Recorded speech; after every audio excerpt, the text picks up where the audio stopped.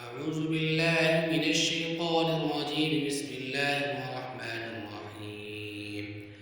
تبارك الذي بيده الملك وهو على كل شيء قدير، الذي خلق الموت والحياة ليبلوكم أيكم أحسن عملا وهو العزيز الغفور، الذي خلق 7 سماوات طباقا ما ترى في خلق الرحمن من تفاوت، فارجع البصر هل ترى من فطور، ثم ارجع البصر كرتين ينقلب إليك البصر خاسئا وهو حسير. ولقد زينا السماء الدنيا بمصابيح وجعلناها رجوما للشياطين فأعتدنا لهم عذاب السعير. وللذين كفروا بربهم عذاب جهنم وبئس المصير.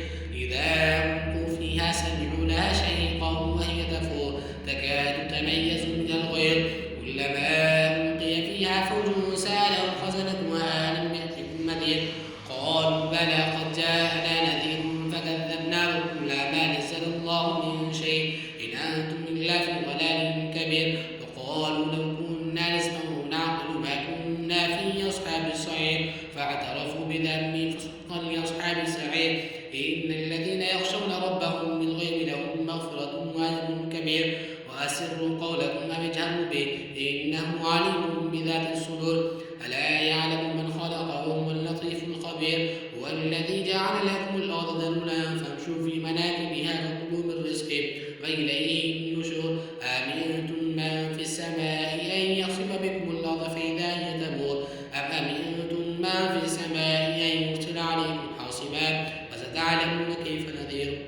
ولقد كذب الذين من قبلهم فكيف كان نكير. أولم يروا إلى الطير فوقهم صافات ويقبض ما يمسكون إلا الرحمن إنه بكل شيء بصير.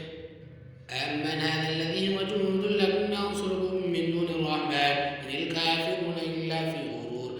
أمن هذا الذي يرزقكم إن أمسك رزقا بل لجوا في عتو ونفور. أفمن يمشي مكبا على وجهه أهدى أمن يمشي سويا على صراط مستقيم.